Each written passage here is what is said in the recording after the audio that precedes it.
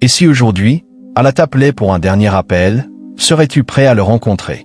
Ce n'est pas une question à prendre à la légère. Chaque instant qui passe nous rapproche inexorablement de ce moment où nous ferons face à notre Créateur. Et si ce jour était aujourd'hui, combien de fois avons-nous reporté le retour à Allah, pensant que nous avons encore du temps? Dans le tumulte de la vie quotidienne, il est facile de se laisser emporter par les préoccupations matérielles, les ambitions mondaines et les distractions constantes. Mais, rappelez-vous que chaque instant est une occasion précieuse de se rapprocher d'Allah. Le Coran nous appelle, nous exhorte à répondre à cet appel divin. Ô vous qui avez cru, répondez à Allah et aux messagers lorsqu'ils vous appellent à ce qui vous donne la vie. Coran, 8h24, ici, Allah ne parle pas simplement de la vie physique. Il parle de la vie véritable, celle qui naît dans le cœur et se nourrit de la lumière divine. La vraie vie se trouve dans la soumission à sa volonté, dans la reconnexion avec lui à chaque instant. Si tu cherches à comprendre la sagesse divine, si tu désires transformer ta vie, la première étape est de répondre à l'appel d'Allah. Le Coran n'est pas simplement un livre de lois et de commandements. C'est un guide spirituel complet qui éclaire tous les aspects de notre existence. Dans un monde en perpétuelle évolution, où les défis de la vie semblent parfois insurmontables, le Coran reste un phare de lumière, une source de sagesse intemporelle qui nous aide à trouver la paix intérieure et à maintenir notre équilibre spirituel. Allah, dans sa grande sagesse, nous a offert ses enseignements pour nous transformer de l'intérieur, nous purifier et nous guider vers notre Créateur. Le Coran nous dit, nous avons certes envoyé dans le Coran des versets explicites afin qu'ils réfléchissent et que les gens de raison se souviennent. Coran, 38, 43. Ce verset nous appelle à une réflexion profonde. Il ne suffit pas de lire le Coran, mais de l'appliquer activement dans notre vie quotidienne. Chaque verset, chaque commandement, est une invitation à réfléchir sur notre propre vie, à nous interroger sur nos actions et nos choix. Le Coran n'est pas une simple lecture spirituelle, il est un outil d'action, un guide pour agir avec sagesse et droiture dans nos relations, nos décisions et nos réactions face aux défis de la vie. Ce n'est pas seulement un livre qui nous enseigne la croyance, mais un manuel de vie pratique qui régit nos comportements envers les autres, la gestion de nos émotions et notre manière d'affronter les épreuves. Dans chaque verset, Allah nous montre comment trouver la paix intérieure même dans les moments de difficulté, comment réagir avec humilité et comment avancer sur le chemin de la foi avec une confiance totale en lui. Chaque homme goûtera la mort, et vous serez pleinement rétribué en fonction de vos actions. Coran 3, 185. Ce verset est un appel puissant à la réflexion. La mort n'est pas seulement un passage physique, mais un moment décisif où nous serons rétribués pour nos actions sur terre. Cela nous pousse à réfléchir profondément sur le sens de notre existence. Comment vivons-nous notre vie? Quelles actions accomplissons-nous aujourd'hui? Nous avons un devoir moral et spirituel de nous préparer à ce moment inévitable en appliquant les enseignements d'Allah dans chaque aspect de notre vie. L'islam nous enseigne que pour vivre en paix, il est impératif de se préparer spirituellement à la rencontre avec Allah. Cela ne signifie pas seulement une préparation rituelle, mais une transformation intérieure qui doit se refléter dans nos actions, notre comportement, notre prière et notre dhikr. Chaque instant de notre vie doit être vu comme une opportunité de renforcer notre relation avec Allah, de nous purifier et de nous rapprocher de lui. Ce n'est pas une question de simplement attendre la mort, mais de vivre avec un but plus élevé, préparer notre cœur pour l'au-delà. Ce rappel de la mort et de l'au-delà nous pousse à nous interroger sur la manière dont nous vivons chaque jour. Sommes-nous conscients que nos actions aujourd'hui affecteront notre sort dans l'au-delà? Chaque prière, chaque acte de bonté, chaque moment de dhikr est une préparation pour l'éternité.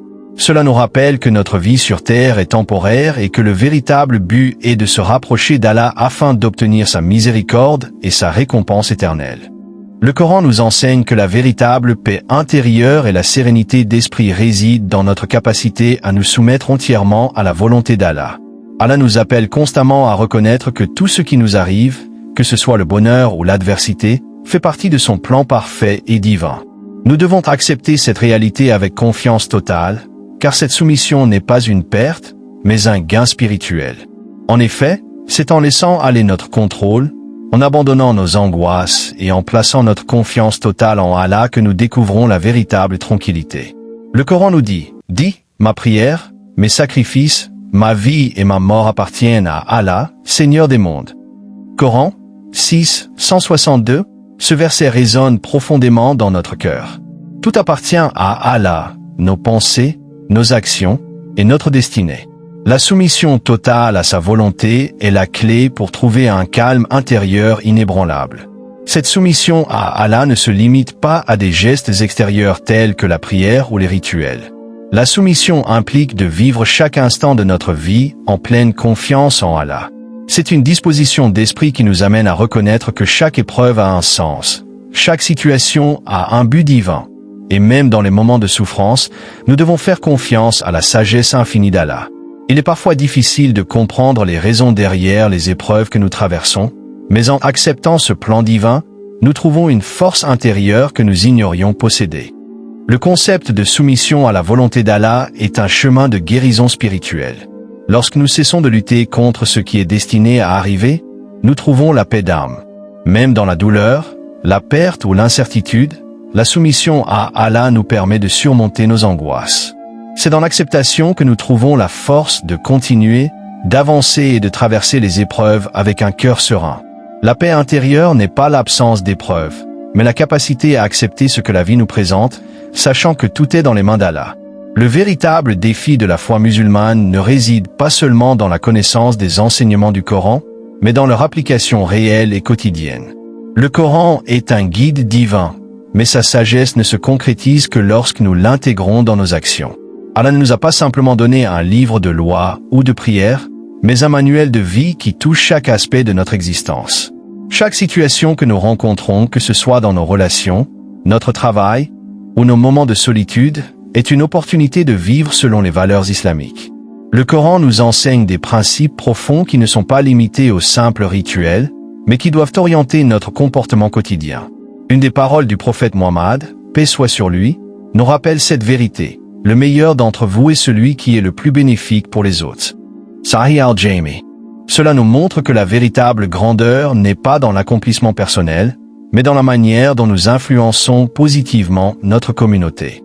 Le Coran nous appelle à être des êtres humains qui pratiquent la justice, la patience, la bienveillance et la gratitude. Ces valeurs ne sont pas seulement des vertus spirituelles, elles sont les bases d'une vie harmonieuse et équilibrée. En appliquant ces principes, nous pouvons transformer nos vies et celles de ceux qui nous entourent. Prenons par exemple la patience, sabre, un principe clé du Coran. Allah nous dit dans le Coran, et cherchez secours dans la patience et la prière. Certes, Allah est avec ceux qui sont patients. Coran 2, 153. La patience dans l'islam ne signifie pas simplement endurer sans réagir, mais avoir une confiance totale en Allah, même dans les moments les plus difficiles. Appliquer ce principe dans notre vie quotidienne nous permet de garder notre calme face aux défis, de surmonter les épreuves avec dignité et sérénité, et de maintenir la foi même lorsque les choses semblent insurmontables. De même, le respect des autres est un pilier fondamental dans la pratique islamique. Le prophète Mohammed, paix soit sur lui, a enseigné à ses compagnons que les droits des autres sont sacrés et qu'il est de notre devoir de les respecter.